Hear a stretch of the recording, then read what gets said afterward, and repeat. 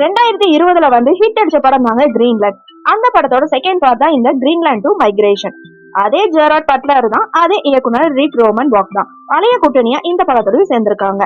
முதல் பாகத்தை பார்த்தவங்களுக்கு இந்த படம் ஒரு எமோஷனல் கணக்கு கண்டிப்பா கொடுக்கும். நேரடியா ரெண்டாம் பாகம் பாக்குறவங்களுக்கு ஒரு சில விஷயங்கள் புரியாத மாதிரிதான் இருக்கும். வாங்க கதைக்குள்ள போகலாம். முதல் பாகத்துல விண்கல் மோதி உலகம் அழிய ஆரம்பிக்கிறப்போ நம்ம ஹீரோ ஜான் கேரட்டி எப்படியோ கஷ்டப்பட்டு தன் குடும்பத்தை கிரீன்லேண்ட் இருக்கிற ஒரு ரகசிய பதுங்கு குழிக்கு கூட்டிட்டு போய் விடுவாரு.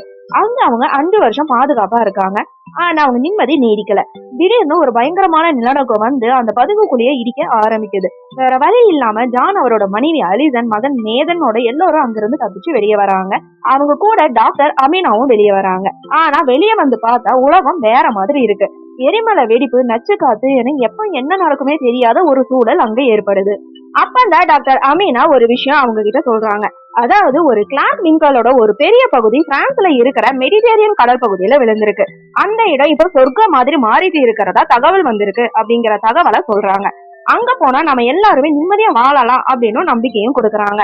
அங்க இருந்துதான் அவங்களோட ஒரு ஆபத்தான பயணம், அதாவது மைக்ரேஷன் பயணம் ஆரம்பிக்குது. அந்த பயணத்துல அவங்க சந்திக்கிற கஷ்டங்கள் சொல்லவே முடியாதுங்க. அந்த அளவுக்கு கஷ்டப்படுவாங்க. ஒரு வழியா தப்பிச்சு இங்கிலாந்துல இருக்கிற லிவர்பூலுக்கு வராங்க. அங்க இருக்கிற ராணுவம் மக்களை கண்ட்ரோல் பண்ண முடியாம சுட்டுட்டு இருக்காங்க. அந்த கூட்டத்துல மாட்டிட்டு ஹீரோ குடும்பப்படுற அவஸ்தை ரொம்ப த்ரில்லரா கொண்டு போவாங்க.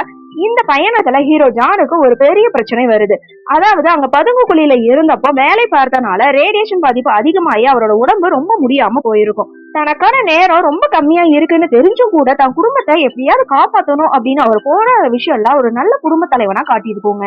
வழியில ஒரு இடத்துல பழைய ஏணி, கயிறு எல்லாம் வச்சு ஒரு பெரிய பள்ளத்தாக்கா கடற்கரை சீன் வரும். பாக்குற நமக்கே பயம் வர்ற அளவுக்கு எடுத்திருப்பாங்க.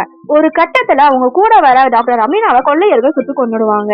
இதனால ஹீரோ குடும்பத்துக்கு அது ஒரு பெரிய இடியா அமையும். படம் கிளைமேக்ஸ் நெருங்கும் போது ரொம்பவே எமோஷனலா இருக்கும். ஹீரோ குடும்பம் எப்படியோ கஷ்டப்பட்டு பிரான்ஸ்ல இருக்கிற அந்த விண்கல் விழுந்த பள்ளத்தாக்கு பக்கத்துல வந்துடுவாங்க. ஆனா அங்க இருக்கிற ராணுவம் இவங்களை உள்ள விடாம தடுப்பாங்க. அந்த நேரத்துல அங்க ஒரு பெரிய துப்பாக்கி சண்டையும் நடக்குது. ஆனா தன் குடும்பத்தை எப்படியாவது உள்ள அனுப்பியே ஆகணும் அப்படின்னு ஹீரோ ஜான் தனியா நின்று போராடுவாரு. அப்போ அவருக்கு ஒரு குண்டடியும் படுது. ரத்தம் அதிகமா போயிட்டே இருந்தாலுமே கஷ்டப்பட்டு தன் மனைவி, பையன், அப்புறம் வழியில அவங்க கூட சேர்ந்த ஒரு சின்ன பொண்ணு, இவங்க எல்லாரையும் அந்த பாதுகாப்பான பகுதிக்குள்ள அனுப்பி வைப்பாரு. கடைசியில அவங்க அந்த சொர்க்கம் மாதிரி இருக்கிற இடத்துக்குள்ள போனதை பாக்குறதுக்கு அப்புறம் ஹீரோ ஜான் அங்கேயே நிம்மதியா உயிரிடுவாரு. தன் குடும்பத்தை ஒரு பாதுகாப்பான இடத்துல சேர்த்துட்டோங்கிற திருப்தியோட படம் முடியுது. படம் ஒரு சுகமான முடிவை கொடுத்தாலுமே அந்த ஒரு புதிய ஆரம்பத்துக்கான நம்பிக்கையும் கண்டிப்பா கொடுக்குங்க. ஹீரோவோட தியாகம் தான் படத்தோட உயிர் நாடினே சொல்லலாம். ஒரு அப்பாவா கணவனா ஜெராட் பட்லர் மிரட்டி இருக்காருன்னே சொல்லலாம். சிம்பிளா சொல்லலாம், இது வெறும் டிசாஸ்டர் மூவி மட்டுமே இல்லைங்க, ஒரு அப்பாவோட அன்பையும் தியாகத்தையும் சொல்ற கதையாவும் இருக்கு. முதல் பாகத்தை விட இதுல எமோஷனல் கொஞ்சம் அதிகமாவே சேர்த்திருக்காங்க. நீங்க ஒரு ஆக்ஷன் லவரா இருந்தீங்க அப்படின்னா கண்டிப்பா இந்த படம் பிடிக்கும். ஆனா சென்டிமெண்ட் சீன் உங்களுக்கு ரொம்ப பிடிக்கும் அப்படின்னா இந்த படம் உங்களை அதிகமாவே பாதிக்குன்னே சொல்லலாம். ஜெராட் பட்லர் ஒரு ஆக்ஷன் ஹீரோவா மட்டும் இல்லாம ஒரு எமோஷனல் அப்பாவாகவும் இந்த படத்துல வாழ்ந்திருக்காருன்னே சொல்லலாம். படம் பார்க்கலாமா வேண்டாமான்னு கேட்டா தாராளமா பார்க்கலாம். கதை கொஞ்சம் மெதுவா போற மாதிரி சில இடங்களை கண்டிப்பா தோணும். ஆனா கிளைமேக்ஸ் அது எல்லாத்தையும் கண்டிப்பா மறக்க வச்சிரும். தியேட்டர்ல போய் பார்த்தோம் அப்படின்னா சவுண்ட் எஃபெக்டோட வேற லெவல் அனுபவம் கண்டிப்பா உங்களுக்கு கொடுக்குங்க.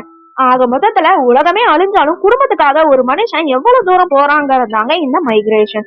ஓகே ஃப்ரெண்ட்ஸ், நெக்ஸ்ட் வீடியோல பார்க்கலாம். இந்த வீடியோ உங்களுக்கு பிடிச்சிருந்தா லைக், ஷேர், சப்ஸ்கிரைப் பண்ணுங்க. தேங்க்யூ.